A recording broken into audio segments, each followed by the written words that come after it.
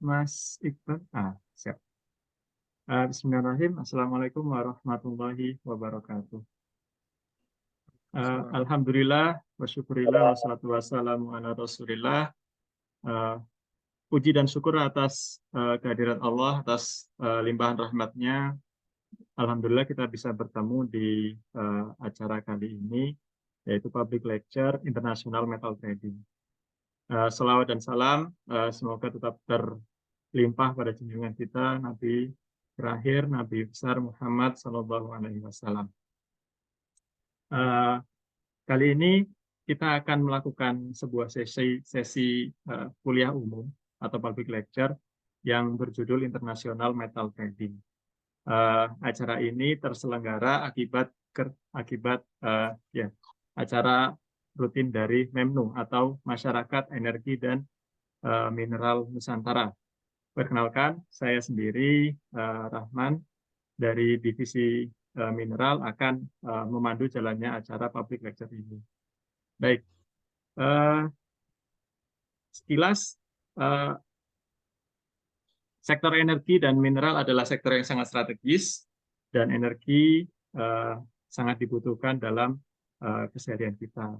Contohnya, misal dengan adanya teknologi-teknologi baru, traktor, seperti traktor di pertanian yang biasanya diolah dengan manual oleh orang, ini produksinya bisa meningkat jauh lebih banyak dengan adanya dukungan dari sektor energi dan mineral ini. Nah, kelebihan ini bisa berdampak dengan dilipat gandanya kemampuan manusia dalam menggunakan peralatan ini. Nah, dengan adanya kepentingan sektor ini, sektor energi dan sektor mineral ini, maka kita ingin berkontribusi untuk memikirkan atau bagaimana memanfaatkan semaksimal mungkin dengan adanya potensi yang ada di Indonesia ini. Nah, background tadi yang sudah saya jelaskan adalah yang mendasari adanya organisasi MEMNU atau Masyarakat Energi dan Mineral Nusantara. Jadi sekilas MEMNU adalah organisasi profesi di bidang energi atau perminyakan dan mineral atau pertambangannya. Meskipun sudah ada beberapa organisasi jenis, ya kami memandang bahwa aspek pengkajian kebijakan dan solusi energi dan mineral yang berpihak pada semua stakeholder yang lebih luas, ini belum tergarap atau belum terjangkau. Oleh karena itu, dari organisasi MEMNU ini, atau Masyarakat Energi dan Mineral Nusantara, ingin berkontribusi di dalamnya. Sekilas, berikut adalah visi misi dari MEMNU, yaitu menjadi organisasi profesi pengkaji kebijakan dan solusi sektor di energi dan mineral yang independen, terpercaya, dan berpihak kepada keadilan. Dan misi dari MEMNU adalah melaksanakan kajian kebijakan energi dan mineral, terus melaksanakan sosialisasi, meningkatkan awareness dan edukasi masalah energi dan mineral, terus menggalang potensi bangsa dalam memberikan solusi masalah energi dan mineral. Dan yang terakhir, mendorong dan memprioritaskan ketahanan energi nasional yang berkeadilan bagi seluruh pemakai dan pemangku kepentingan. Baik, sejalan dengan misi yang kedua, yaitu meningkatkan awareness dan edukasi masalah energi, kita melaksanakan kuliah umum seperti ini. Meskipun ya MEMNU ini masih merupakan organisasi rintisan, ya Bismillah, semoga visi misi MEMNU ini bisa tercapai dan silakan jika ingin bergabung bersama MEMNU. Selanjutnya, terima kasih kepada Ibu Yeni dan nanti Pak Roland dari Indometal Limited. Terima kasih telah berkenan untuk memberikan waktunya, menyumbangkan wawasan dan keilmuan tentang international metal trading ini. Saya akan mengenalkan sedikit CV yang sangat singkat dari pembicara kita. Yang pertama, Ibu Yeni Wiska Aryani, yang tahun 2018 sampai 2021 menjadi direktur di Indometal London Limited. Dan dilanjutkan oleh Pak Roland yang menjadi direktur di Indometal London Limited dari tahun 2021 sampai sekarang. Baik, untuk kuliah umum ini secara teknis akan dimulai dari pemaparan dari pemateri selama 1 jam atau sampai jam 5 waktu Indonesia Barat. Kemudian dilanjutkan dengan sesi tanya jawab atau question and answer.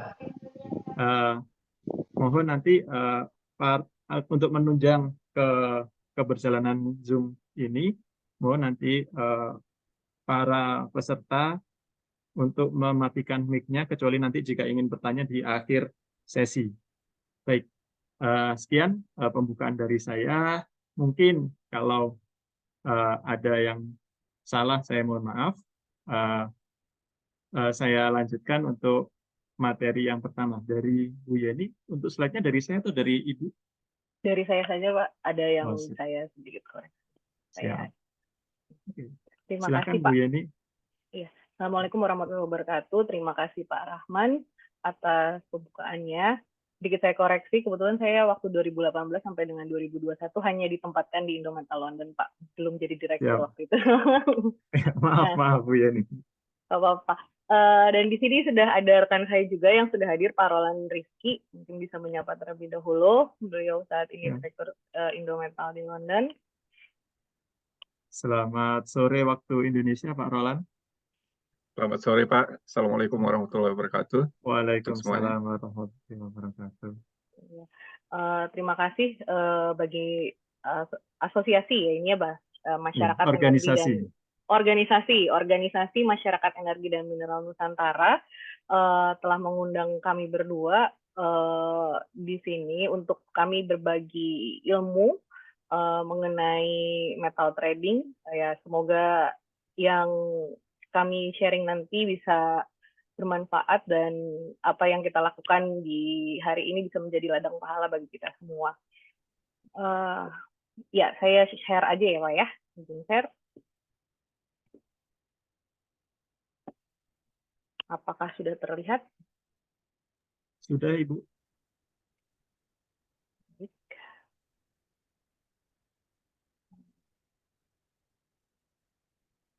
Ya. Di sini adalah sesuai permintaan. Kemarin kita akan mencoba memperkenalkan metal trading secara internasional. Namun memang pengalaman saya dan Pak Roland sejauh ini lebih banyak ke logam timah. Sehingga mungkin nanti kita ada yang sudah memang dalam bentuk hanya tentang logam timah dan mungkin kita ada beberapa yang kita masukkan untuk logam lainnya. Oke. Pertama-tama ini. Jadi ketika kita bicara mengenai masalah trading atau jual beli, itu pasti di-drag atau diawali oleh suatu namanya permintaan. Jadi jika melihat di sisi sebelah kiri, permintaan ini adalah memang recordnya dari permintaan logam, namun logam timah. Jadi namun logam timah ini hanyalah logam pendukung, sehingga bisa ketika ada logam lainnya, di situ juga akan ada logam timah, karena sebenarnya logam timah ini hanya sebuah lem ya bagi suatu elektronik ataupun hanya sebagai pelapis. Jadi pasti di mana ada permintaan logam, di situ pun ada sedikit permintaan dari logam timah. Dimulai tahun 1900-an, permintaan itu selalu melonjak ketika ada sesuatu yang luar biasa. Nah, di tahun 1900 sampai 1920, dengan adanya penemuan mobil dan juga kaleng, ini menyebabkan adanya suatu lonjakan permintaan. Kemudian di sekitar tahun 1950, setelah selesai Perang Dunia Kedua, sampai dengan krisis minyak, itu di dunia secara keseluruhan terjadi rekonstruksi, sehingga memerlukan logam yang cukup banyak. Kemudian di tahun 1990 sampai 2000, jika ingat masanya saya sih ya, masa saya itu baru kita menemukan, baru tahu ada namanya handphone, baru tahu ada namanya notebook gitu. Nah, jadi ada sesuatu yang luar biasa yang ditemukan yang akhirnya membuat permintaan logam yang cukup signifikan. Setelah ini hanya sampai dengan tahun 2020 dari International Tin Association.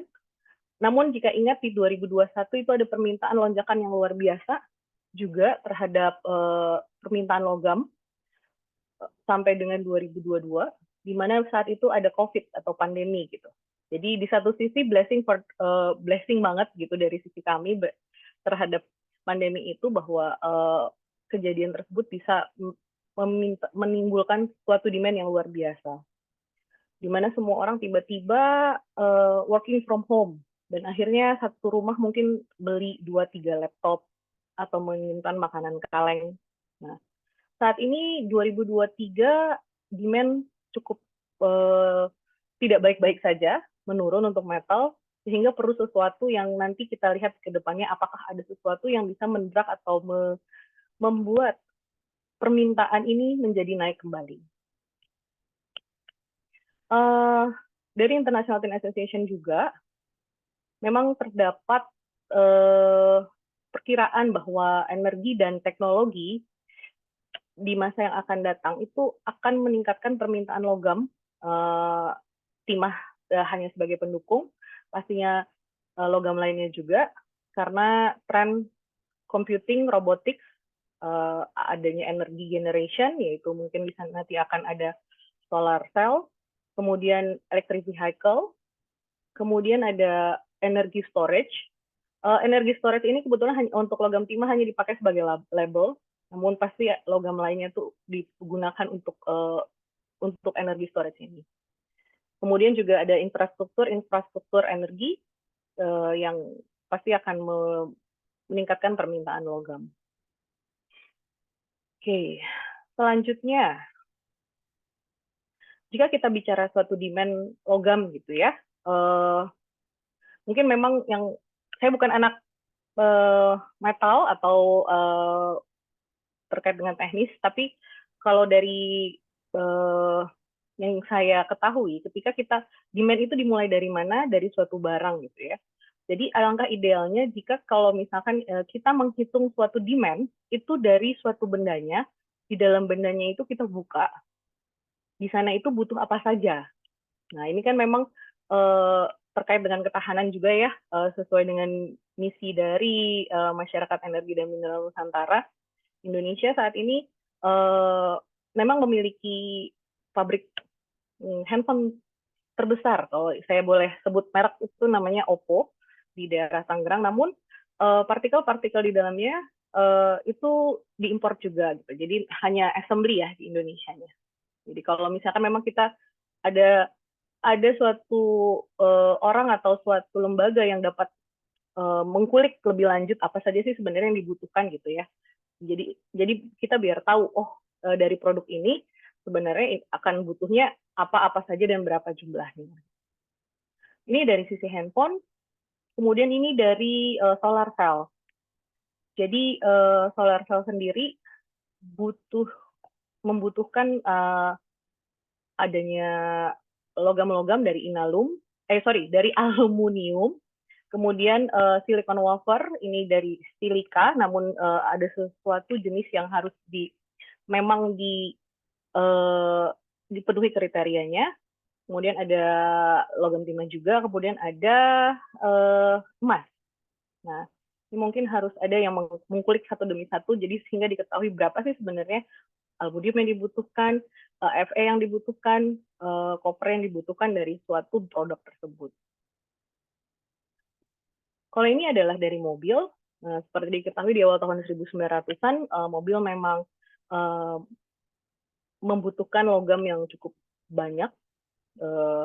Ini memang kita ketika kita bicara logam timah pada suatu EV, itu jika dibandingkan dengan mobil biasa, itu dia kebutuhannya tuh sekitar 3 kali lipat.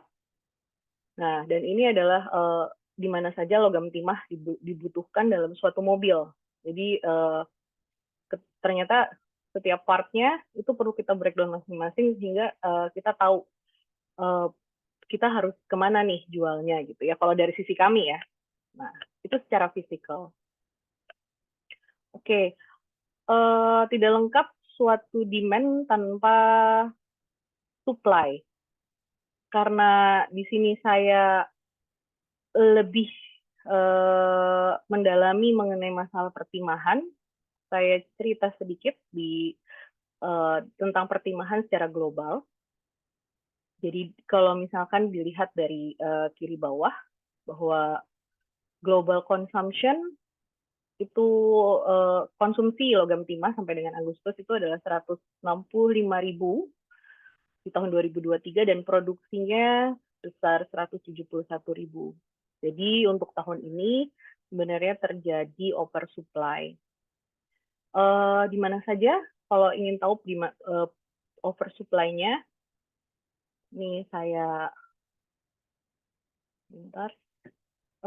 Ketika kita melihat benua Amerika, di Amerika sendiri di bawah tulisan Amerika itu consumption-nya tertulis bahwa hanya sebesar 16.900. Namun produksi di benua Amerika sendiri adalah 22.000. Nah, di sini bisa dikatakan bahwa di benua Amerika saat ini terjadi oversupply. Produsen dari Amerika di benua Amerika ini adalah dari Amerika Selatan dan consumption-nya itu biasanya dari Amerika Utara. Ketika ini terjadi, maka ada selisih yang harus dilemparkan ke benua lainnya. Kemudian kita bergeser dulu ke Asia, di mana benua Asia ini selama tahun 2023 sampai dengan Agustus, konsumsinya adalah 123.000 dan produksinya adalah 141.000. Sehingga di benua Asia pun terjadi oversupply. Ketika dua benua ini oversupply, maka mereka harus mencari suatu benua yang kurang supply-nya, yaitu di benua Eropa. Jadi sehingga saat ini terjadi perebutan dari beberapa benua untuk di benua Eropa.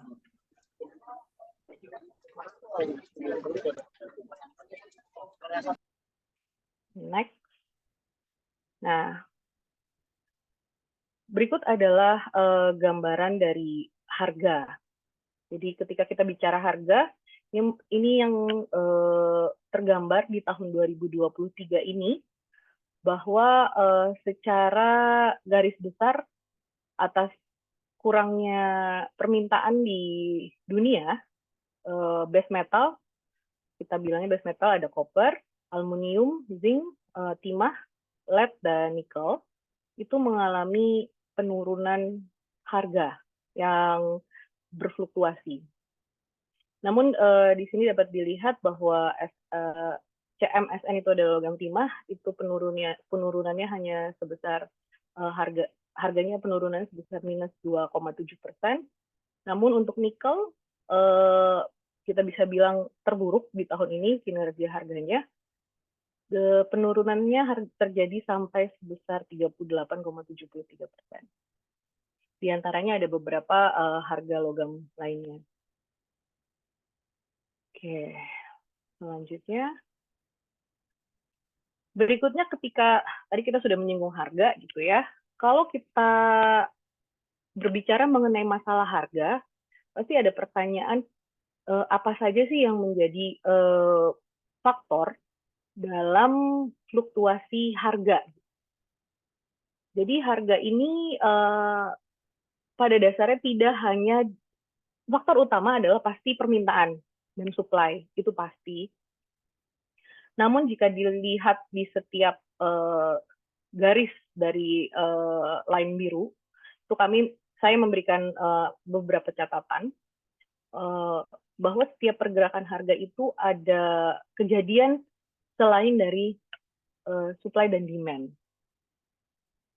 Selain supply dan demand, itu pastinya harga ini juga dipengaruhi dari sisi ekonomi, makroekonomi, seperti inflasi, kekuatan US dollar, pandemi dan posisi dari pasar uang itu akan bergerak kemana. Jadi ketika kita bicara dengan pasar uang, mungkin nanti Pak Roland bisa menambahkan, di posisi dari pasar uang ini biasanya investment fund yang mencari keuntungan dari sisi pasar, kita bilangnya paper market gitu ya. Paper market ini dia hanya mencari suatu keuntungan dari suatu posisi-posisi yang dimainkan di dalam pasar komoditas. Jadi hampir seperti pasar saham. Oke, berikut. Nah, ini adalah gambaran dari kegiatan pasar uang yang bisa saya mencoba menjelaskan secara pelan-pelan, di mana jika melihat line biru, garis biru, itu adalah posisi dari US dollar. Kekuatan kenaikan dan penurunan US dollar. Dan putih ini kita ambil satu logam saja, yaitu harga logam timah. Jadi ketika harga logam timah itu menurun, yang terjadi, jadi sebenarnya tergeraknya dari mungkin US dollar dulu ya. Jadi ketika US dollar itu menguat, gitu ya, maka yang terjadi adalah line orange. Itu line orange adalah volume di mana orang bertransaksi di pasar komoditas. Jadi ketika mereka bertransaksi di pasar komoditas, itu mereka ingin melakukan, jadi kita bilangnya keluar dari pasar komoditas dan memindahkan uangnya ke pasar yang lebih surgawi, yang lebih menguntungkan, yaitu US dollar. Gitu. Jadi kalau misalnya melihat dari trennya, US dollar dengan harga logam atau harga mineral itu biasanya berbanding terbalik. Nah, untuk yang ini adalah posisi dari net fund manager. Jadi nanti mungkin yang di London mungkin lebih ini nih Hatam untuk menjelaskan mengenai posisi fund manager itu seperti apa sih, apa kaitannya dengan harga logam gitu ya.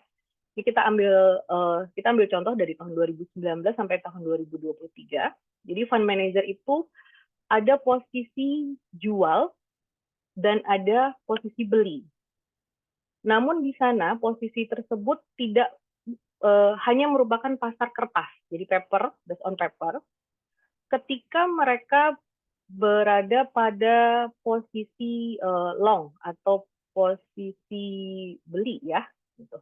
Biasanya harga itu akan bergerak naik karena mereka long itu beli. Jadi beli ketika mereka beli sekarang, mereka harap jualnya di harga tinggi nantinya. Jadi bisa mendrak harga naik ke atas. Dan jikalau nanti kaitannya dengan stok yang ada di LME juga, jika memang stok di LME-nya nanti kurang gitu ya, maka pasti akan mendrak harga itu ke atas. Namun kalau misalnya banyak posisi short atau posisi jual, maka bisa akan mendrak harga itu ke bawah. Nah, mungkin Pak Roland ingin menambahkan? Ya, makasih Bu Yani. Ya, ini sebenarnya sih sudah menyentuh agak sedikit advance sebenarnya. Ini sudah menyentuh ke arah pasar yang tadi Bu Yani refer sebagai pasar paper ya, atau derivatif. Jadi ini tidak hanya melihat pergerakan supply dan demand secara fisikal, tapi dilihat juga ada faktor ya itu yang tadi disebutkan derivatif atau papernya. Di sini yang dibilang Bu Yeni tadi ada fund manager itu, mereka bisa bermain sebenarnya untuk spekulasi, Bapak-bapak dan Ibu-ibu. Jadi mereka bisa mengambil posisi long yang lebih banyak karena mereka yakin harga akan naik, ataupun mereka bisa short, mengambil posisi short di mana mereka yakin atau memperkirakan harga akan turun di kemudian hari. Ya mungkin ini sedikit aja dulu, itu ya. Silakan dilanjutkan kembali Bu Yani. Ya, oke, baik. Kemudian di mana sih terjadi kalau misalkan ada posisi-posisi seperti ini, fund manager itu kita tidak lain dan kita harus mengulik yang namanya selanjutnya, London Metal Exchange (LME). Jadi London Metal Exchange ini sudah berdiri sekitar 140 tahun yang lalu, di mana LME ini pada awalnya hanya kumpulan lah ya, kumpulan orang yang berdiri di pojok London gitu ya. Mereka bertransaksi dulunya ya logam timah dan juga koper dari Chili.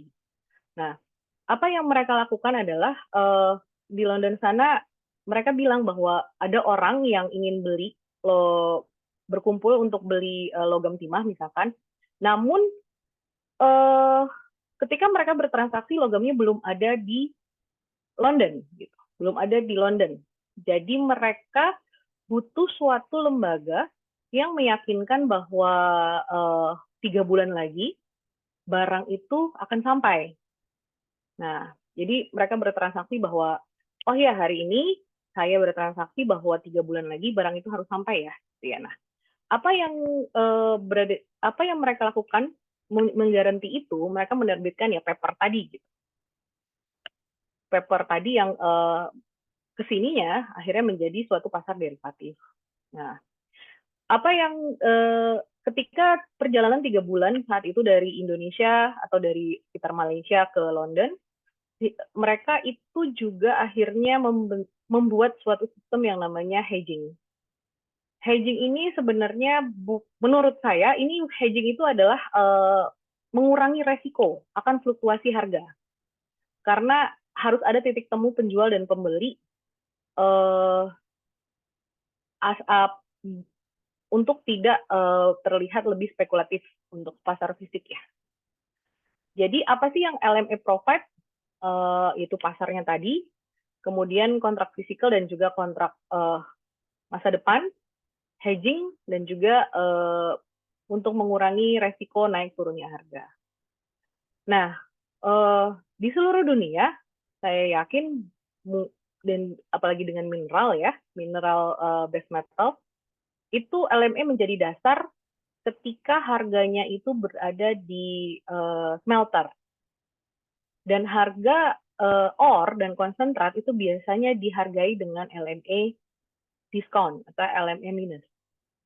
Ketika logam setelah smelter ke produk ke pabrikan produk itu akan timbul yang namanya premium. Oke. Nah, mungkin sekilas aja. Ini apa saja yang ditransaksikan, logam apa saja yang ditransaksikan di LME. Itu ada aluminium, koper, zinc, nikel, tembaga, timah, steel scrap, molybdenum, cobalt, gold, dan silver.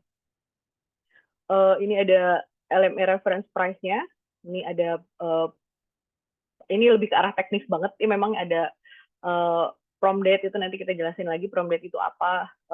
Tapi nanti mungkin nanti aja gitu ya, karena ini sudah sangat teknis di trading ya. Next. Nah, ini yang saya jelaskan tadi. Kalau pernah dengar bahwa London itu punya harga apa saja sih gitu ya LME ya. Mereka ada LME 3-month price, ada LME cash. Jadi ketika hari ini bertransaksi, physical delivery fisik itu harus 3 bulan lagi. Tapi kalau misalkan pernah mendengar namanya LME cash, transaksi pada hari ini itu harus dideliver 2 hari lagi. Nah, kondisi di mana harga 3 bulan atau 3-month price lebih besar daripada cash price, itu disebutnya contango. Itu menandakan bahwa demand secara fisikal itu tidak ada di hari ini, adanya nanti di 3 bulan lagi. Jadi orang belum terlalu buru-buru membeli logam. Namun kejadiannya terbalik jika harga 3 bulan itu lebih rendah daripada harga cash.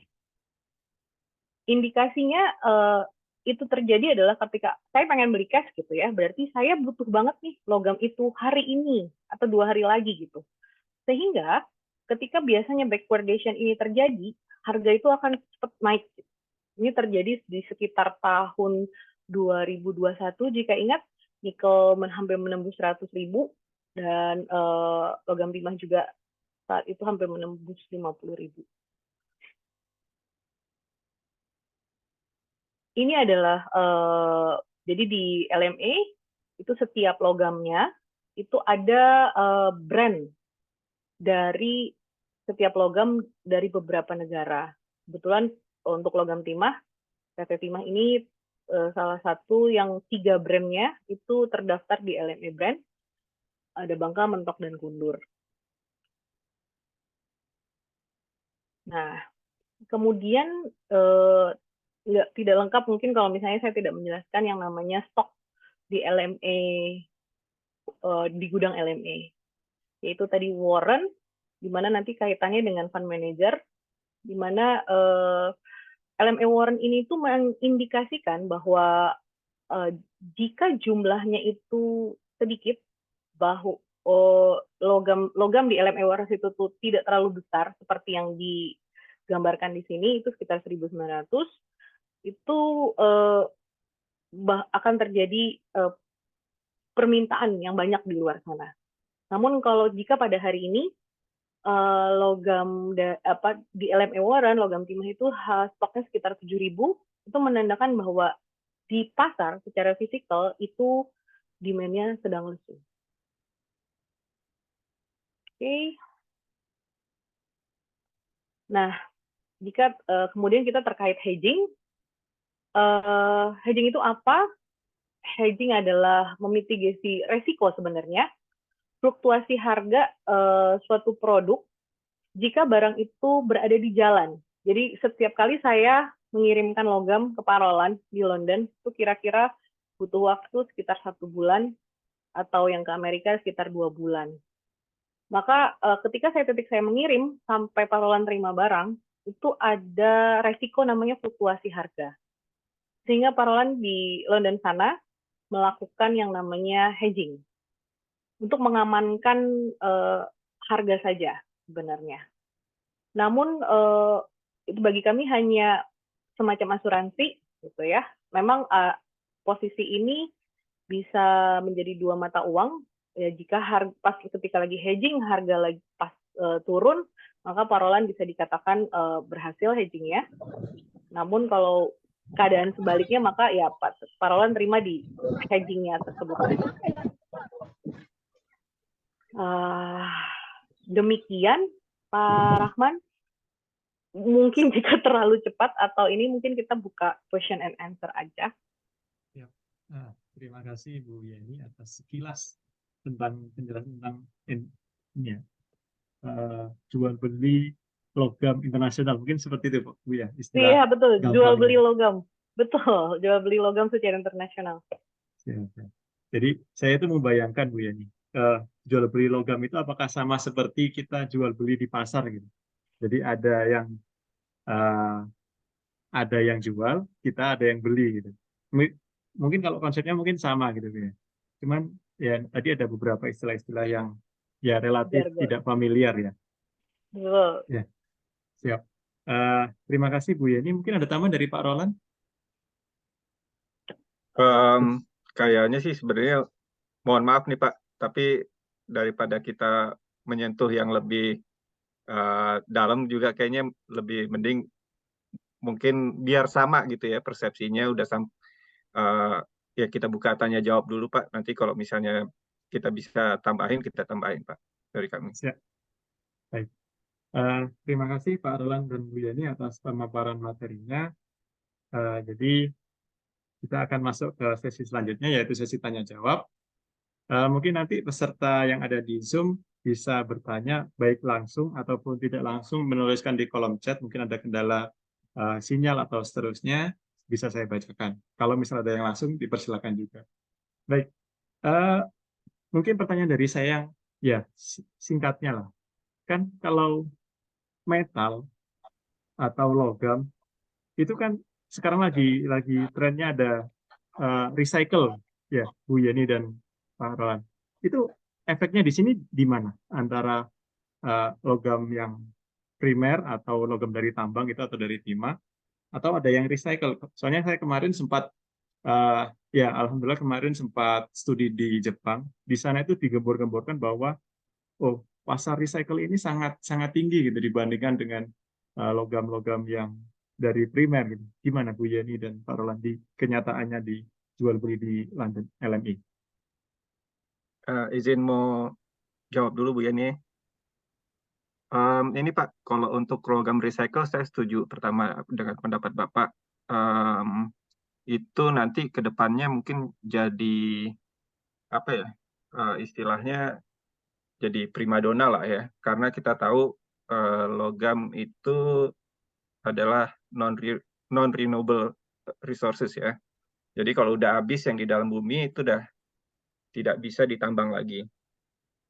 Tapi untuk logam timah specifically, ini resource-nya masih lumayan banyak terutama dari, jadi kalau kita tadi dari peta yang diperlihatkan Bu Yeni itu ada dari Asia, dari China ataupun dari Indonesia dan sekitarnya dan Myanmar. Di Afrika juga ada sedikit dari DRC dan sekitarnya, dan dari Amerika Selatan Pak, dari Bolivia, Brazil. Itu adalah yang sources yang dari primernya, tambang primernya. Kalau untuk recyclingnya, itu sebagian besar sekarang dilakukan ada di Amerika Utara, dan di Eropa ada sedikit, ada 2 pabrikan besar, Pak. Tapi ini masih belum menjadi, apa ya, belum menjadi porsi yang terbesar dari konsumsi logam timah saat ini. Karena kembali lagi tadi resources-nya yang masih banyak. Dari sisi technical mungkin saya juga background saya bukan dari Fakultas Teknik Pak, bukan dari metalurgi, tapi yang sepengetahuan kami itu kalau logam timah hasil recycling itu karakteristiknya berbeda Pak. Jadi ada impurity yang masuk di logam timah itu yang istilahnya kadar impuritiesnya itu lebih tinggi dibanding yang dari primer. Begitu Pak. Jadi untuk beberapa customer mereka tetap lebih prefer dari yang primer sampai saat ini. Tapi pasarnya masih satu Pak ya? Pasarnya sebenarnya LME itu yang terbesar Pak. LME itu yang terbesar jadi patokan dunia ya. Di Indonesia sendiri sebenarnya ada bursa juga buat logam. Logam timah juga ada Pak. Logam kayaknya emas juga ada kalau nggak salah. Tapi ya kan kembali lagi pasar itu jadi patokan itu kenapa? Karena yang mana yang bisa mengumpulkan paling banyak penjual dan pembeli di satu tempat ya Pak ya. Nah kebetulan LME ini udah tadi Bu Yani sebutkan juga sudah berdiri dari udah 140 tahun ya. Mungkin nggak tahu kalau Nyonya Menir dari tahun berapa tuh Pak. Jadi mungkin ya ini udah lama lah ya istilahnya. Jadi kalau pasar itu udah kepercayaan internasional itu udah tinggi. Kalau secara statistik tahun kemarin aja tuh dari data yang dirilis LME, transaksi yang lewat LME itu ada sekitar 15 triliun US dollar, Pak. 15 triliun US dollar. Jadi itu kalau dibandingkan dengan GDP beberapa negara juga mungkin tinggi ya. Jadi itu menggambarkan mungkin kepercayaan dari pasar internasional. Mungkin itu sedikit penjelasannya, Pak. Baik, balik lagi pertanyaan selanjutnya Pak. Ini di kolom chat ada dari Pak Ridanto. Pertanyaannya, apakah secara fisik materialnya dikirim ke warehouse-nya LME di London atau langsung dari penjual ke pembeli kalau kenyataan di lapangannya? Jawabannya bisa dua-duanya, Pak. Bisa dua-duanya. Jadi kalau LME itu, fungsi LME itu ada dua. Jadi bisa sebagai price reference, bisa juga sebagai penyaluran logam timah dari produsen ataupun dari trader yang punya logam yang telah di-approve oleh LME ke gudang LME. Jadi ada dua memang, ada bisa dua.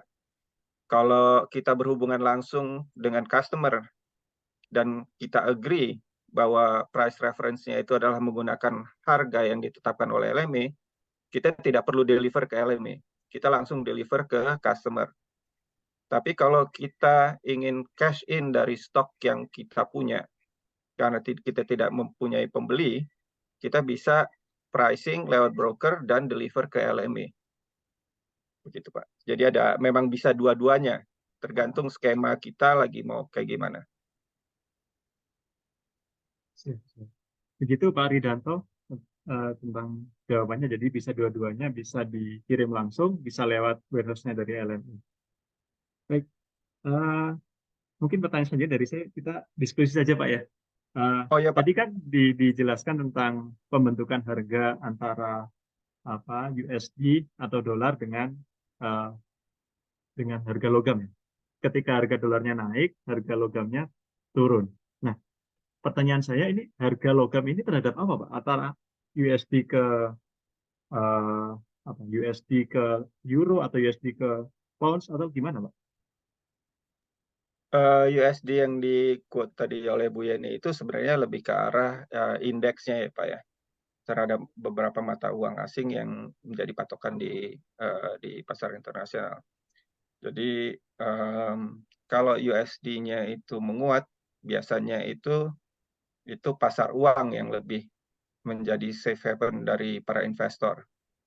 Jadi misalnya kalau ada government bonds itu juga kalau USD menguat, biasanya pasar treasury bills di Amerika juga akan lebih menarik bagi para fund manager, gitu Pak. Jadi itu yang tadi Bu Yani bilang, duit dari ini orang-orang yang super kaya ya Pak ya, fund manager yang sebenarnya tidak ada kaitannya langsung dengan physical marketnya logam ini, itu mereka kan bisa pindah-pindah. Dan ini mungkin juga kita tidak boleh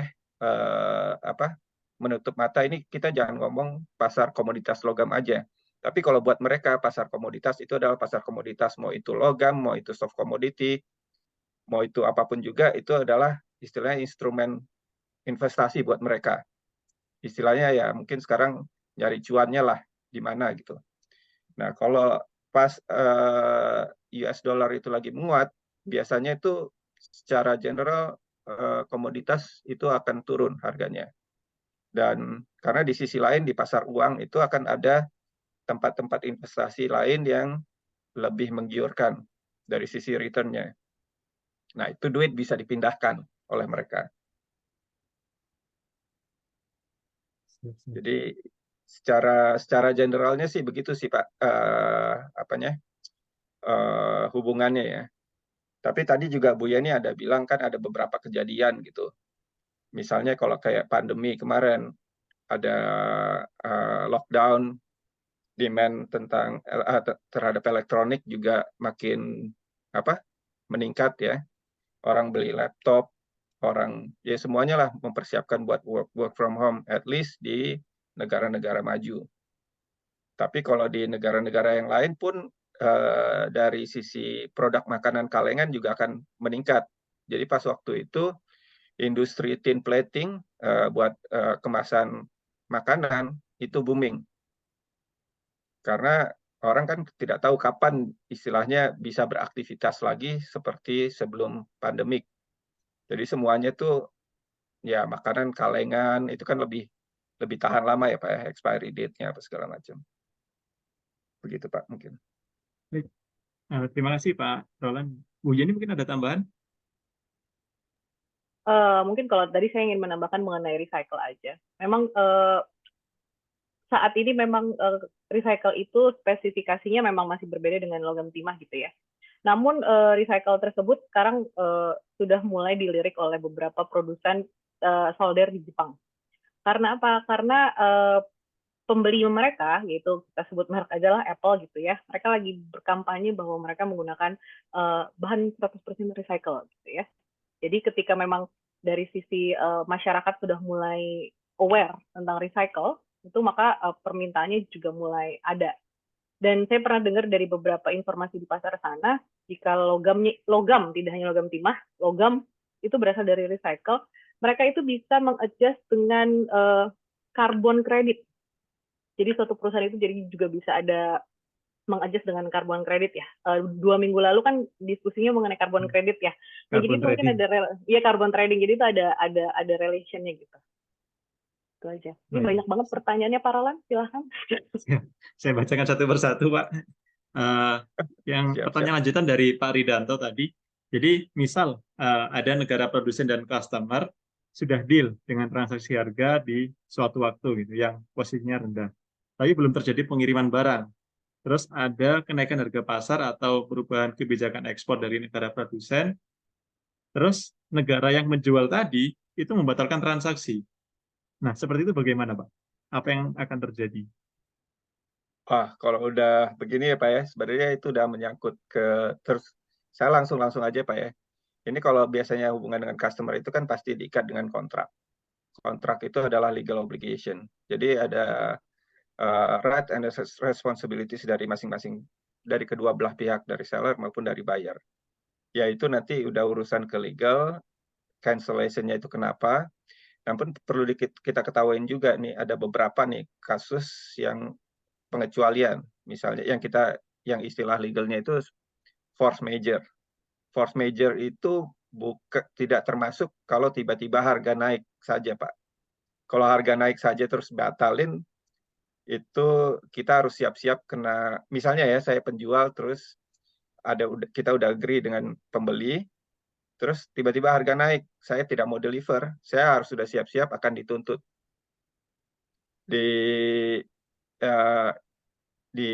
Saya rasa sih dimanapun juga sekarang mainannya udah kayak gitu Pak. Jadi kalau udah ada kontrak, we have to deliver regardless the condition of the price gitu. Tapi memang selalu ada pengecualian yang tadi saya sebutkan force major. Force major itu misalnya tiba-tiba pabrikan kita atau gudang tempat kita nyimpan logam kebakaran atau ada gempa bumi gitu kan. Atau ya itu kan acts of God ya. Maksudnya istilahnya tidak ada yang memperkirakan kemungkinan itu akan terjadi di kemudian hari. Itu beda. Itu memang istilah legal dan dimungkinkan untuk menegosiasikan ulang kontrak tersebut. Tapi kita tidak bisa serta-merta langsung meng-cancel, Pak. Nah, kalau kayak kemarin juga pernah ada kasus, mungkin nggak sampai force major ya. Ada kapal tanker atau kontainer besar yang nyangkut di terusan Suez, di Suez Canal. Ya itu kan itu impact-nya sebenarnya banyak benar dan itu bisa masuk ke force major juga. Pada waktu itu tuh alhamdulillah logam milik Kirimbuya ini kita mungkin beberapa kapal di depannya Pak. Jadi hampir tertahan. Kalau waktu itu tertahan mungkin bisa at least kita lihat ada delay 2 bulan lah baru nyampe.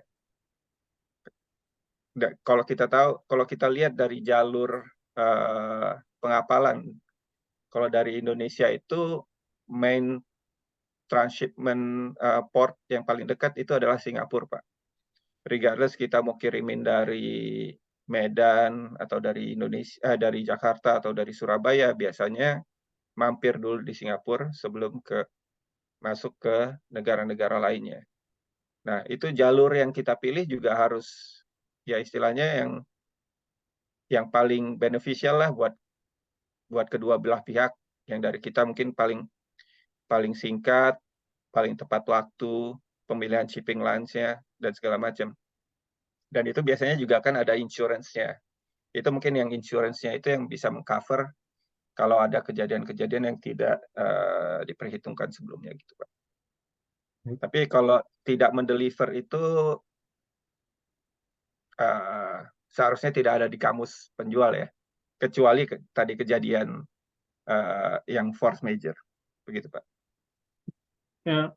Teknisnya itu sama seperti kayak misal contoh nih, saya simpelnya di sini biar kebayang. Sama seperti misal kita beli online gitu. Kita beli online suatu barang itu kan cash-nya itu tidak langsung diberikan ke penjual ya. Pembeli ngasihkan uang itu tidak langsung ke penjual, tapi mampir dulu ke pihak ketiga. Nah, kalau di LM ini memfasilitasi seperti itu juga atau bagaimana, Pak? Kalau yang tadi kita langsung dengan customer sih sebenarnya bisa langsung ke kita, Pak. Dan itu tergantung dari kesepakatan kita di kontrak. Jadi di kontrak itu kalau kita bisa, mohon maaf nih, saya mungkin nggak bisa kasih contoh kontrak ya. Itu ada yang beberapa faktor yang kita perlu lihat. Misalnya, salah satunya yang Bapak bilang tadi, untuk pembayaran, itu diistilahkan terms of payment. Terms of payment itu kalau menyangkut dengan international trading, itu kita bisa bagi misalnya alat pembayarannya lewat mana. Bisa lewat LC, bisa lewat telegraphic transfer. Nah, ini tergantung yang mana yang preference dari kedua belah pihak ya. Ada beberapa pihak yang mungkin insist tetap pakai LC, ada beberapa pihak yang bisa mengakomodir penggunaan telegraphic transfer. Dan itu pun tidak harus selalu misalnya kirim barang dulu baru dibayar. Bisa juga bayar dulu baru kirim barang. Tergantung kesepakatan di kontrak jadinya, Pak. Beberapa customer dari kami tuh misalnya kami bisa tagih against copy of document. Jadi kita kasih tunjuk aja sebenarnya barangnya nih udah ada di sini atau udah ada di gudang kita di Eropa atau di Amerika. Dengan pembuktian itu dan kita kirim invoice, mereka bisa kirim pembayaran ke account kita. Atau kalau dengan misalnya dengan end user tuh biasanya yang langsung pabrikan ya. Kalau pabrikan-pabrikan itu biasanya memang memerlukan terms of payment. Jadi ada pembayaran tunda ya. Dan itu biasanya kita cover juga oleh satu produk yang namanya trade credit insurance, Pak. Untuk melindungi kita kalau tiba-tiba customer kita went bankrupt, pilot. Jadi kalau mereka tiba-tiba setelah menerima logam kita jatuh bangkrut gitu, kita masih dibayar oleh pihak asuransi. Dan ini pasti ada preminya juga ya. Jadi kalau yang terms of payment itu bisa dilihat dari tadi kembali lagi jenis pembayaran, bisa maksudnya lewat LC ataupun TT, dan terms-nya as in bisa cash-nya against apa, itu bisa dinegosiasikan dengan customer masing-masing, gitu, Pak. Baik. Nah, terima kasih Pak Ron penjelasannya tentang teknis untuk jual belinya ya. Sekali lagi untuk yang mau bertanya, ini bisa bertanya via chat atau bisa langsung ngobrol di di Zoom ini, jadi bisa langsung tersampaikan bagaimana pertanyaannya.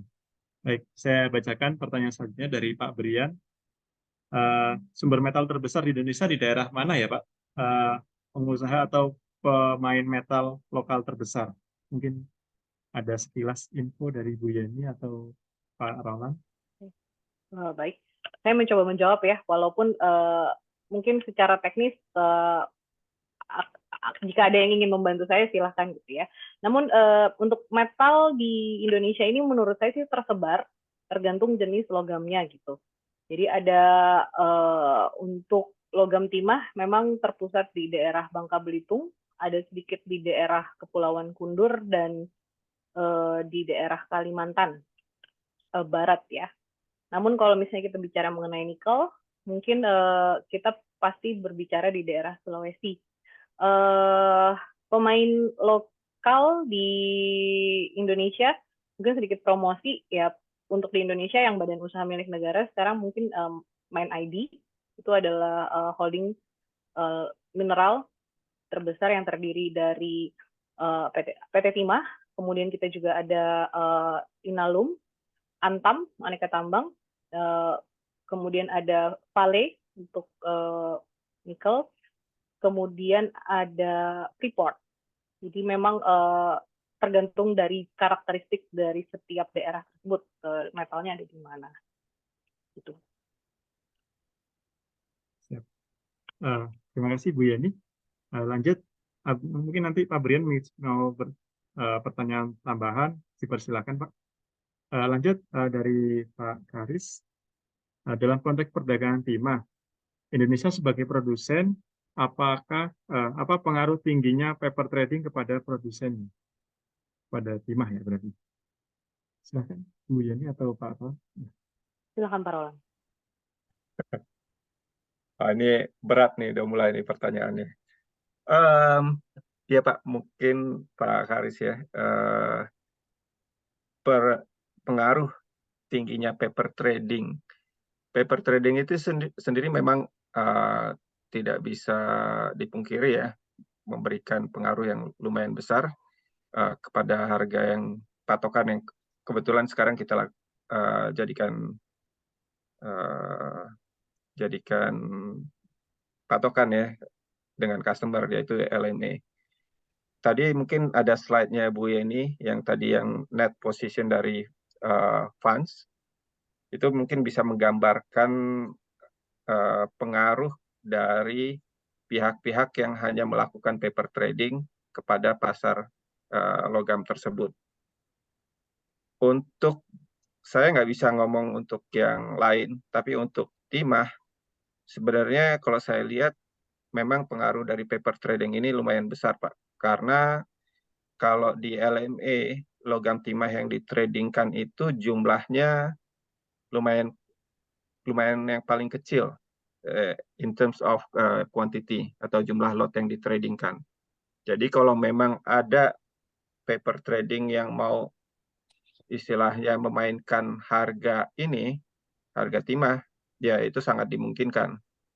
Tapi di satu pihak yang lain, kalau kita lihat harga logam timah di LME itu termasuk yang paling mahal. Bukan termasuk yang paling mahal, yang paling mahal. Jadi untuk memainkannya juga mungkin butuh resources atau jumlah uang yang lebih banyak dibanding logam yang lain. Jadi mungkin dari satu sisi memang kelihatannya gampang karena jumlah kuantitinya rendah, tapi dari sisi lain karena harganya paling mahal, kita nggak ngomong emas atau perak gitu ya, itu untuk memainkannya juga akan lebih susah dan mungkin akan lebih menditer atau bikin para fund manager itu tidak mau berspekulasi terlalu banyak di pasar logam timah. Begitu Pak mungkin singkatnya. Ada tambahan Bu Yani tentang paper trading? Saya ingin menyambung lagi. Mangga Pak. Ya, maksud saya ini terkait lebih menguntungkan sebagai produsen kalau paper trading tinggi atau tidak. Lebih ke arah situ sih sebenarnya. Jadi kita kan sebagai produsen layak mendapat keuntungan yang tinggi lah seperti itu. Tapi dengan adanya paper trading ini apakah menggerus keuntungan kita atau justru menaikkan keuntungan kita? Mungkin gitu sih sebenarnya yang ingin saya ketahui. Terima kasih. Oke, baik. Mangga Oke, Pak Haris. Ya ini mungkin, sorry juga mungkin kali penjelasannya agak berbeda dari yang Bapak mau ya. Tapi saya sekarang mengerti karena Bapak teruskan pertanyaannya. Kalau kembali lagi nih Pak, konsep yang paper trading itu kan memang sebagai tambahan dari yang physical trading ya. Tapi paper tradingnya itu kita harus lihat ada dua fungsi dari paper trading tersebut. Pertama adalah untuk hedging. Hedging itu harus kita lihat. Hedging itu adalah untuk memproteksi revenue kita di depan karena ada fluktuasi harga. Nah, itu yang kita pegang, terutama dari sisi BUMN ya. kita mewakili PT Timah, kita tidak bisa berspekulasi istilahnya. Kalau untuk yang tadi digambarkan oleh Bu Yeni dan penjelasan saya sebelumnya, itu ada sisi lain yang istilahnya sisi spekulatif dari paper trading. Nah, ini yang biasa digunakan oleh fund manager, bukan oleh produsen ya Pak ya, untuk berspekulasi di pasar tersebut. Jadi kalau untuk produsen Indonesia, BUMN, kita tidak akan menyentuh paper trading untuk spekulatif. Untuk hedging, oke. Tapi untuk spekulatif tidak, Pak. Kalau untuk dari negara barat ya terutama, karena mereka tidak punya resources, jadi istilahnya kalau produk financial derivatif itu di negara barat, justru itu yang digunakan untuk mendapatkan uang. Tapi kan biasanya kalau kita tidak ada underlying asetnya, itu dikategorikan sebagai spekulasi ya. Kalau udah kita ngomong spekulasi, itu sepertinya kita udah mengarah ke sesuatu yang apa ya? Kalau istilah dalam Islam itu mungkin goib ya. Kita nggak tahu masa depan harga itu mau kemana. Jadi kita tidak bisa jadi apa ya? Kita tidak punya bola kristal lah Pak sebenarnya. Makanya kita fungsinya kita tuh hanya untuk hedging, untuk memproteksi dari fluktuasi harga, bukan untuk mendapatkan keuntungan. Begitu Pak Haris, mudah-mudahan menjawab. Iya, baik ya. Jadi mungkin ada pengaruhnya terhadap harga hedging ya Pak ya? Pengaruhnya dari harga hedging maksudnya?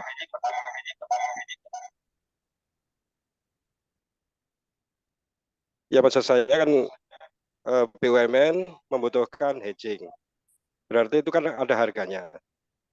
Nah, berarti apakah harga hedging itu terpengaruh terhadap fluktuasi yang diakibatkan oleh spekulasi yang dilakukan oleh para fund manager?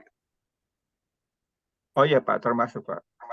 Karena hedging, kalau proses hedging tersebut harus dilakukan lewat market yang kita bilang tadi, misalnya LME. Ya kita melakukan hedging itu lewat broker dengan mengambil reference harga LME. Itu pasti ada pengaruh. Mau kayak gimana pun juga ada pengaruhnya, tapi intinya dari sisi kita pun kalau kita melakukan itu adalah tujuannya untuk memproteksi dari fluktuasi harga, bukan untuk spekulasi mendapatkan untung atau cuan, gitu Pak. Mungkin bisa diberikan simulasinya Pak untuk hedging, kita belum terbayang hedging itu seperti apa sih Pak. Bu Yeni tadi mungkin dikasihkan contoh gitu dari grafik tadi ada satu titik terus nanti ke depannya bagaimana? Contoh-contoh.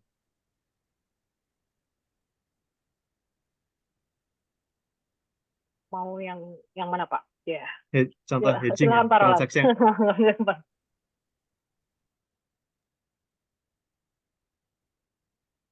Contoh hedging ya. Misalnya tadi gimana ya? Mohon maaf nih kalau untuk contohnya ada nggak ya? Sebentar Pak ya.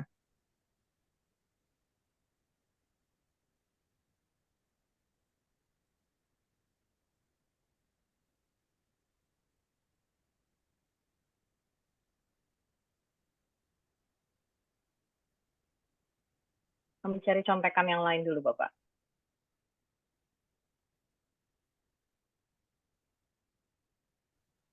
baik, sambil dicari contohnya mungkin sambil menjawab pertanyaan selanjutnya Pak. Karena saya juga Oh, penasaran tuh bedanya commodity market dengan market yang lain ini mungkin di titik hedgingnya situ Pak, mungkin bedanya ya. enggak sih Pak, harusnya setiap komoditi market yang ada di luar, misalnya patokannya ke LME, itu hedging itu pasti berlaku untuk semua metal yang ditradingkan atau semua produk yang ditradingkan di pasar tersebut, begitu Pak. Siap. Jadi dibuatkan contohnya atau bagaimana Pak? Atau lanjut ke pertanyaan selanjutnya? Ini mungkin ada sedikit nih dari yang dulu dibikin oleh kolega kita di Singapura. Sebentar Pak ya, mungkin bisa di-share. Izin coba share screen ya Pak ya. Silakan Pak Tommy.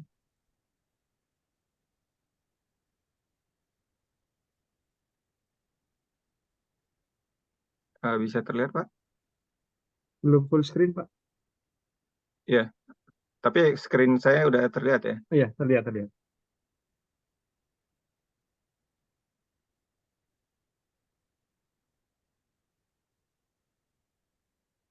Nah,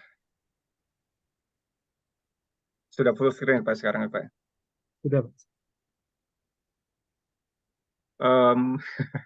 Ini mungkin contohnya agak-agak ekstrim nih, sampai ada kapal tenggelam kayak Titanic di tengah itu. Dan jualannya jualan kue nih.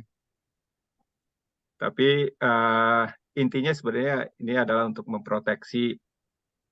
Mungkin nanti juga apa bisa kita share ya Bu ya, ini ya, kita copy dari yang slide ini. Kenapa pentingnya hedging itu adalah sebenarnya kita harus lihat ini kemungkinan kalau harga berfluktuasi. Jadi kalau sejak kita ini di sebelah kiri, misalnya contohnya di Agustus 2023 itu kita menjual, kita sudah agree dengan buyer menjual kue di harga $30 yang akan di-deliver di Oktober 2023. Ini mohon maaf nih angkanya harusnya diganti ke 2023. Oh sorry, ini di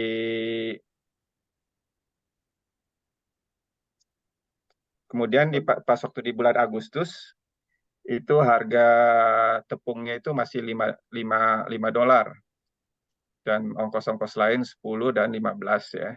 Nah, di bulan September sumber kita untuk mendapatkan tepung tersebut, kapalnya yang lagi jalan ke kita itu tenggelam. Harga tepung tiba-tiba naik dari $5 tadinya di Agustus, di September jadi $50. Nah, opsi kita kan cuma ada dua sebenarnya. Di bulan Oktober pas waktu kita mau deliver kue tersebut yang di harga $30, kita harus beli tepungnya tersebut dengan harga pasar pas waktu setelah kapal tersebut tenggelam, which is $50. Jadi kita ada kerugian totalnya $30. Atau kita tidak deliver. Tapi ya bisa kena tuntutan atau segala macam. Nah, ini kan opsi sederhananya, Pak. Tapi kan kita bisa melakukan hedging.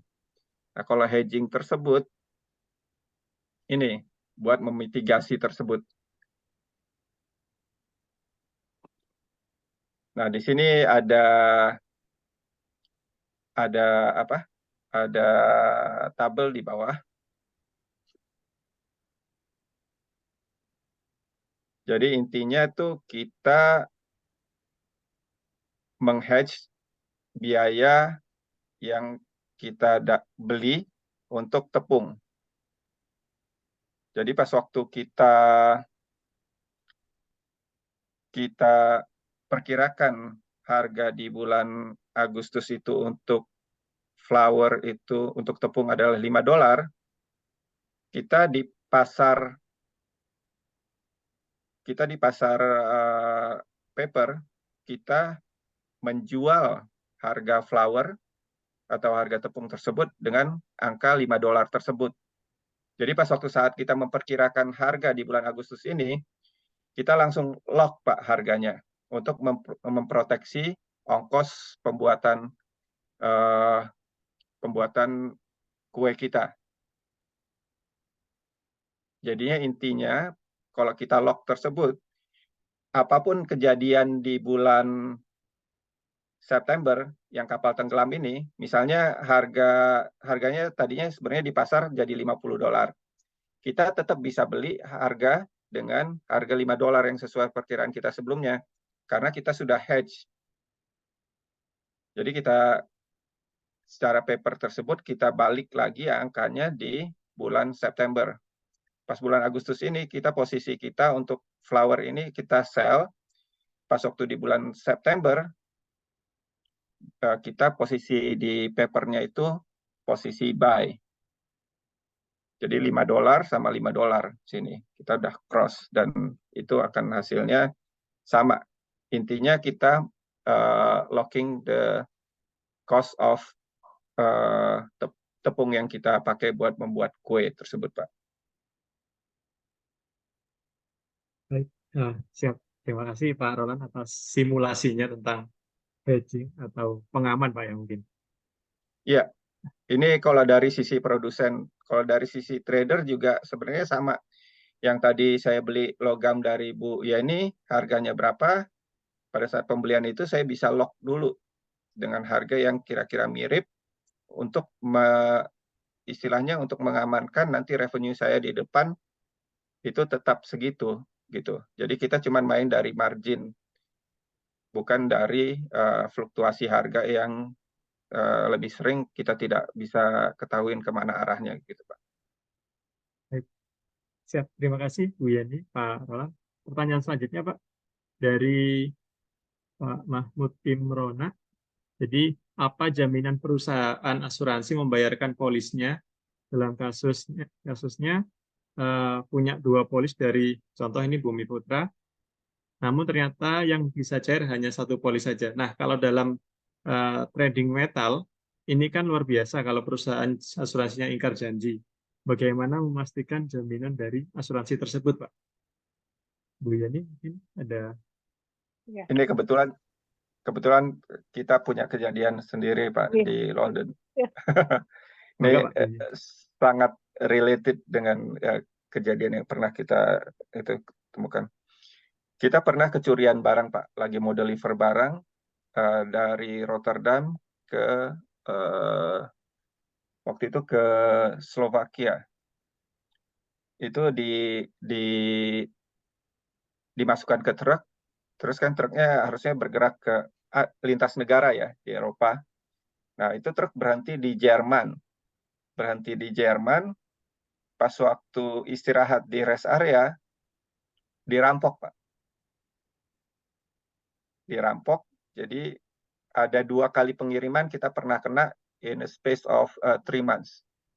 Jadi memang sepertinya sudah ada komplotannya juga.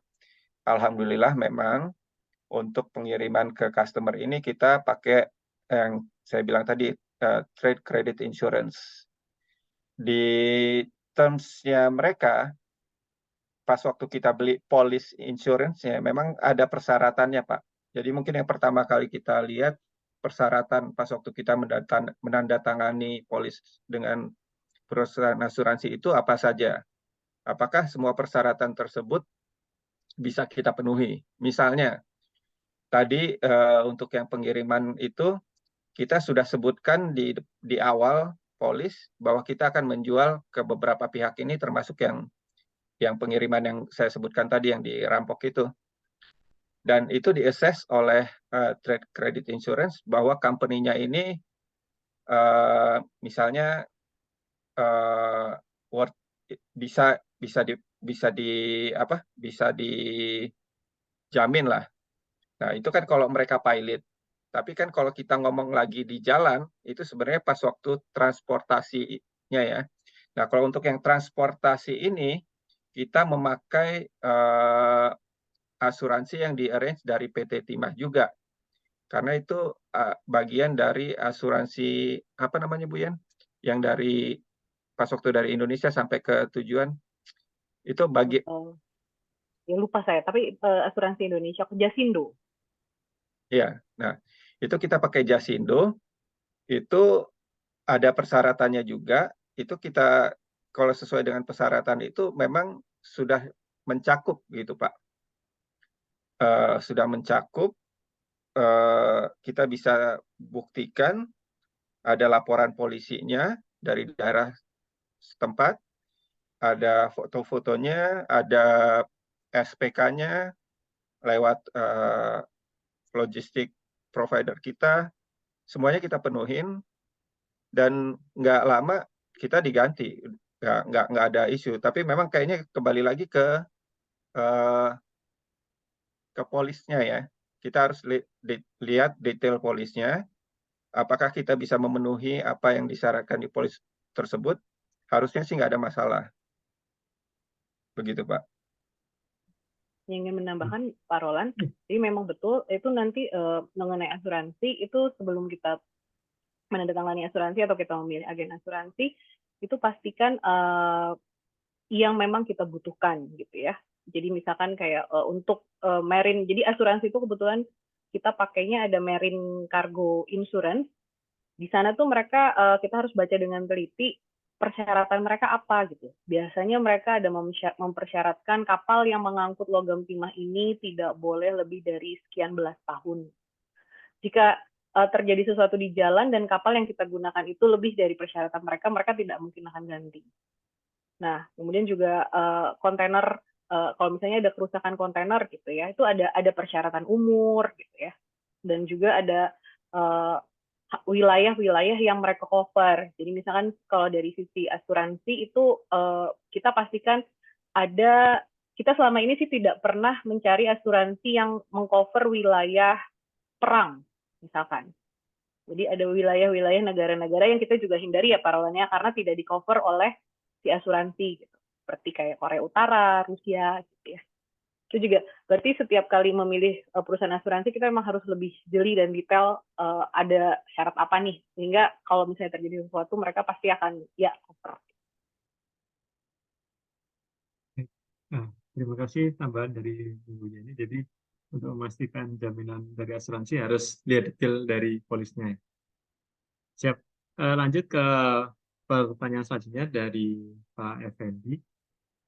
Untuk kasus recycle timah, apakah PT Timah menampung atau beroperasi di bidang recycle ini? Contohnya untuk menampung dari perusahaan lokal untuk dijual ke LME. Baik, Bapak, untuk recycle kebetulan di Indonesia dulu pernah ada satu perusahaan yang melakukan recycle. Jadi untuk PT Timah tidak melakukan recycle. Jadi di Indonesia dulu ada suatu perusahaan cabang dari Thailand kalau nggak salah, namun mereka tidak sukses juga di Indonesia. Nah, jadi kalau di Asia sendiri sekarang yang recycle yang lagi booming itu di daerah Thailand, Vietnam, Cina khususnya, kemudian Taiwan. Jadi mereka tidak hanya merecycle logam timah pastinya. Jadi ketika mereka dapat, mereka pasti memilah-milah lagi koper, nikelnya, berapa emasnya, atau segala macam.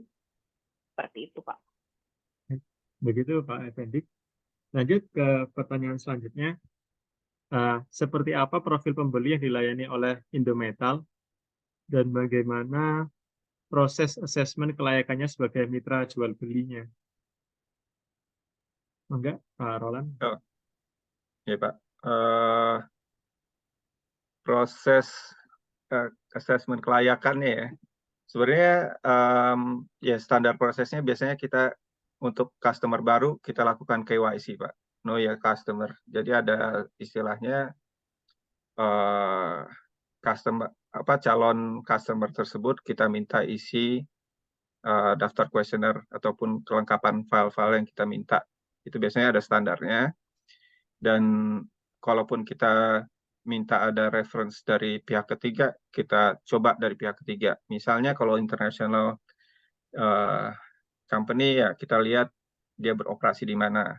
Tadi Bu Yani juga sudah sebutkan untuk negara-negara yang berasal dari dikonsider sebagai konflik area atau yang kena yang ada hambatannya ya. Itu kita tidak bisa trading dengan mereka. Misalnya ada customer dari Rusia yang meminta logam timah langsung ke Indometal. Nah, itu kita tidak bisa lakukan karena Indometal berdiri di Inggris. Sementara Inggris dan Rusia itu misalnya lagi ada tidak ada hubungan, maksudnya lagi kena apa istilahnya namanya sanksi gitu ya. Untuk ya. Jadi kita tidak bisa memenuhi permintaan tersebut. Tapi ya, intinya kita selalu ada proses KYC. Namun kalau dilihat secara traditionally, sebenarnya customer Indometal itu untuk logam timah itu biasanya perusahaan-perusahaan lama sebenarnya Pak. Yang baru itu mungkin trading company. Tapi kalau end user-nya sendiri sebenarnya biasanya sudah ada dari zaman dahulu kala, which is customer-nya PT Timah juga dulunya. Menambahkan saja kali ya, Ya. untuk proses assessment ya, selain KYC kita juga memastikan bahwa karena ini perdagangan internasional dan juga logam gitu ya, kita juga dipantau mengenai RMI. Ada empat logam yang saat ini di pabrik-pabrik elektronik itu yang dipantau, itu ada gold, tin, tantalum, sama tungsten ya. Nah, itu di dalam RMI ini juga diminta untuk kami mengecek bahwa tidak ada kegiatan money laundry di sana untuk transaksi kami. Menambahkan itu saja. Terima kasih Pak Roland dan Bu Yeni atas jawabannya. Lanjut ke pertanyaan selanjutnya dari Pak Haris lagi. Jadi dalam konteks metal trading, apa yang sebaiknya dikembangkan oleh Indonesia atau khususnya orang Indonesia supaya dapat memperoleh manfaat optimal daripada keuntungan yang diambil oleh negara lain? Mungkin ada jawaban? Ini spesialisasinya Bu Yeni nih, hilirisasi. Hilirisasi ya. Ya, kalau dalam konteks metal trading di Indonesia gitu ya, memang program dari Bapak Presiden kita itu cukup baik menurut saya. Kita untuk dapat mengambil manfaat yang optimal, kita seharusnya lebih berpikir lebih hilir lagi gitu ya. Jadi mungkin kalau sudah dari pasir nikel sudah jadi yang lebih menjadi logam nikel gitu.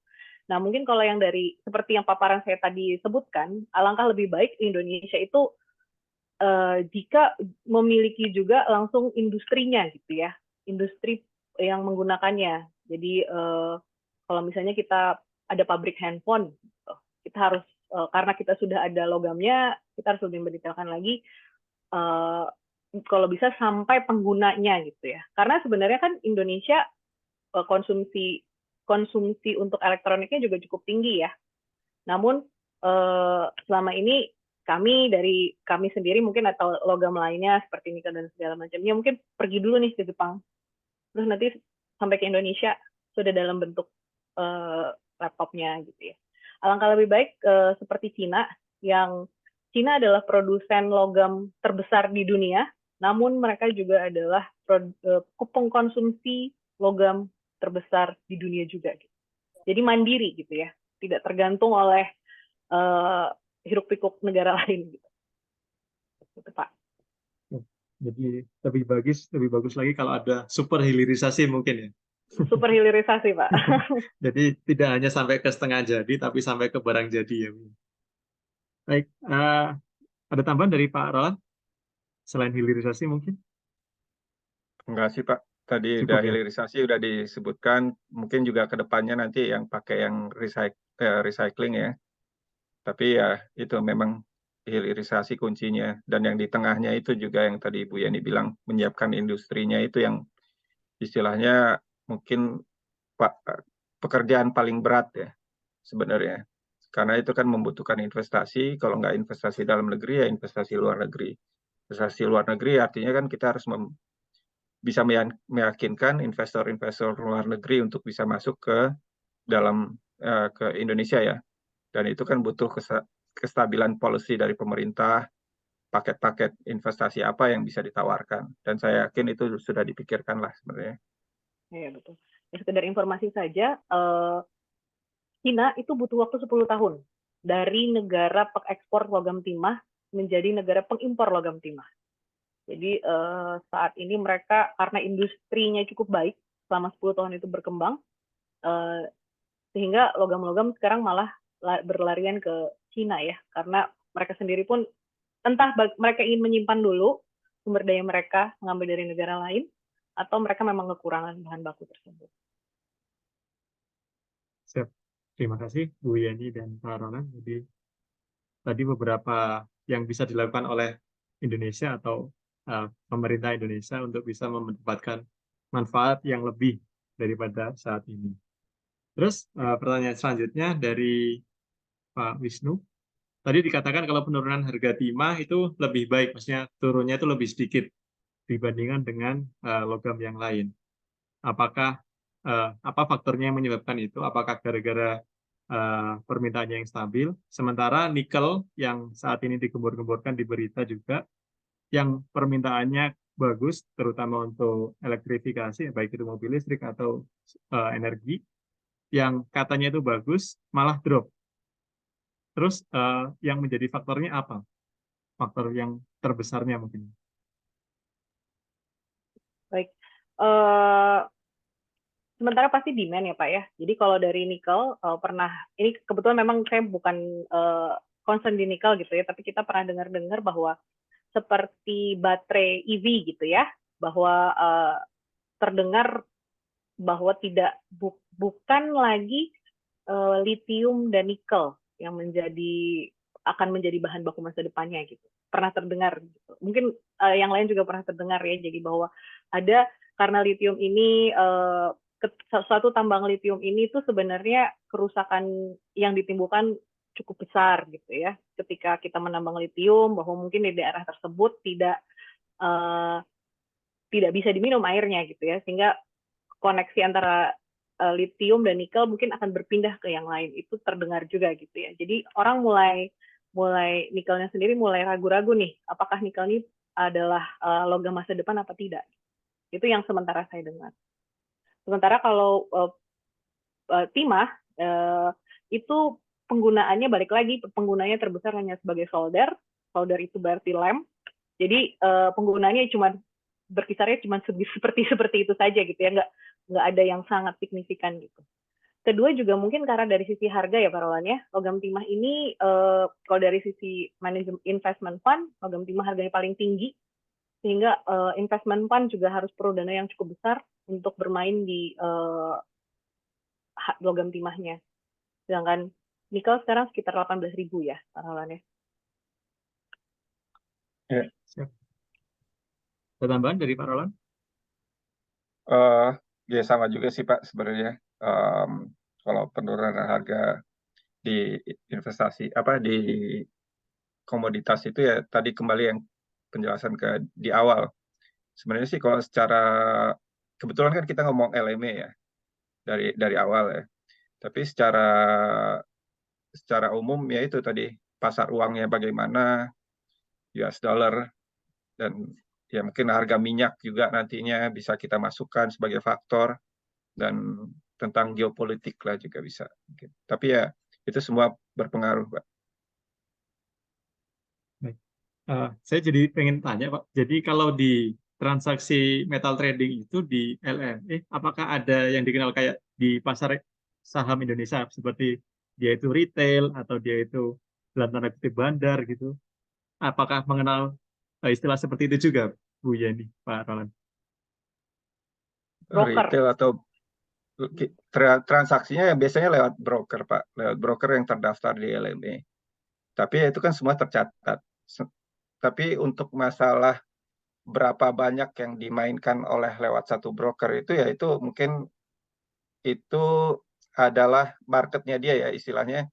Itu kan broker-broker tersebut memang jadi middleman antara pas waktu kita mau bertransaksi dengan LME.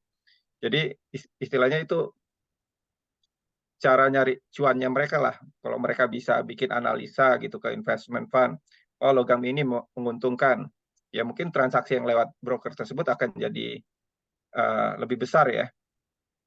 Tapi apakah kalau itu saya mungkin agak susah bilangnya dia jadi bandar atau retail ya. Tapi kalau yang kepikiran sama saya sih ya itu broker-broker tersebut bagaimana menjual servisnya mereka ke customer-nya mereka, which is ya salah satunya investment fund ataupun kayak produsen ataupun trader kayak kita, gitu Pak. Baik, siap. Ini pertanyaan selanjutnya, mungkin pertanyaan terakhir, sudah 1,5 jam soalnya. Jadi pertanyaannya, seberapa besar kontribusi metal dari Indonesia untuk industri produsen alutsista di dunia ini, khususnya di Amerika dan Eropa? Kayaknya belum pernah ada datanya ya Bu Yan ya, karena kita biasanya jualnya tuh kalaupun kayak tadi Bu Yani bilang, paling besar ke solder company ataupun ke another trading company. Tapi kalaupun misalnya ya Pak ya, kita tanya partner trading kita misalnya di Amerika, oh mereka bilang buat aerospace gitu, udah spesifik gitu kan. Tapi nggak ada yang pernah bilang terus terang ke kami, oh ini buat defense industrinya gitu. Mungkin kalau kita dengar kan dulu peluru itu diistilahkan di bahasa Indonesia itu timah panas ya. Tapi saya saya nggak yakin maksudnya kalau buat industri alutista itu mungkin dari sisi elektroniknya jadinya yang terpakai kan. Karena sekarang kan lebih ke arah misalnya pembuatan drone atau segala macam ya. Untuk itu kan udah agak terlalu jauh dari sisi kita untuk mengontrol sebenarnya produk kita itu nyampe ke sebelah mana gitu. Misalnya kalau kita jual ke Taiwan, Taiwan bikin semikonduktor. Semikonduktornya dipakai buat apa, teknologinya siapa, itu nanti kan kontrak antara dia dengan customer-nya mereka gitu. Agak terlalu jauh dan biasanya kalaupun kita tanya, mereka tidak akan mendetailkan siapa saja customer mereka begitu Pak. Ada tambahan dari Bu Yeni? Iya, mungkin saya tambahkan saja. Memang kalau di dunia ini ada 3 negara yang melakukan stokis untuk negaranya terhadap logam timah. Salah satunya ada Cina, Korea Selatan, dan Amerika. Kalau Korea Selatan itu dari Ministry of Finance, kalau dari Cina itu dia mengenai food ya, karena mereka worried pengalengan. Untuk yang Amerika memang stok logam timah di negara itu dikontrol oleh Ministry of Defense ya Pak Roland ya. Nah, namun sejauh ini kita tidak pernah ikut tender yang Ministry of Defense di sana ya Pak Roland ya. Ya kita kalau bisa sih menghindar-hindar aja. Ya, itu maksudnya ya kembali lagi mungkin lebih ke arah ketahanan ya, walaupun dikontrol oleh Department of Defense, tapi buat ketahanan perekonomian di negara-negara tersebut, not necessarily related ke industri pertahanan ya. Tapi kalau bisa dikait-kaitkan, mungkin yang sekarang paling besar ya saya lihat sih mungkin lewat elektronik ya Pak, ataupun tin plating ya. Baik, terima kasih dari penjelasan dari Pak Roland dan Bu Yeni. Mungkin untuk public lecture atau sesi diskusi kita sudah bisa kita akhiri. Terakhir mungkin ada closing statement dari Bu Yeni dan Pak Roland. Ya, sebagai kesimpulan atau pesan untuk kita semua terkait dengan metal trading ini. Ya, kalau dari saya, jika nanti memang mungkin bahasa dari metal ini memang logam gitu ya. Namun mungkin dari bahasa atau jargon-jargon yang kami sebutkan ini merupakan mungkin tidak familiar di kehidupan sehari-hari gitu. Mohon maaf. Namun kalau misalkan memang butuh diskusi one on one gitu ya, kami juga bersedia. Tentu melalui Masyarakat Energi dan Mineral Nusantara di kedepannya. Itu saja, mohon maaf jika ada salah-salah kata. Itu dari saya. Silakan Pak Roland. Sama lah Bu Yen. Mohon maaf jika ada kekurangan dan kesalahan dalam kata-kata. Kalau kurang jelas ya kita insya Allah masih bersedia. Tentunya kalau pertanyaannya bisa kita jawab. Kalau yang masih ada kekurangan ya kembali lagi dari saya juga mohon maaf. Terima kasih Pak Roland dan Bu Yeni. Terakhir dari saya sebagai pembawa acara atau moderator, ya semoga dengan adanya public lecture ini bisa menambahkan insight atau tambahan wawasan terkait dengan jual beli logam atau metal di dunia ini. Dengan begitu kita bisa ambil hikmahnya. Contohnya tadi, bagaimana sih agar kita mendapatkan manfaat lebih? Tadi pertanyaan dari Pak Aris, mendapatkan manfaat lebih dari adanya transaksi jual beli logam ini. Salah satunya yang tadi di highlight adalah tentang hilirisasi. Jadi bagaimana Indonesia ini bisa mendapatkan manfaat lebih dengan adanya industri turunan dari pertambangan atau dari mineral, dari metal, khususnya timah di sini. Terus sekian dari saya. Tadi ada ini request dari Pak Ridanto untuk foto bersama. Mungkin Bapak Ibu yang sedang ada di Zoom ini bisa menyalakan kameranya, biar saya screenshot.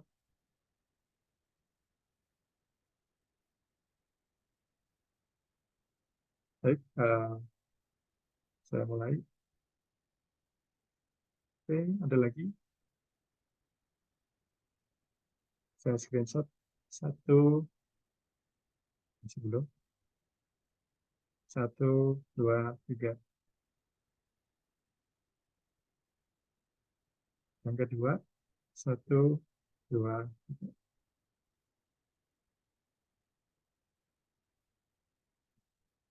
Baik, terima kasih atas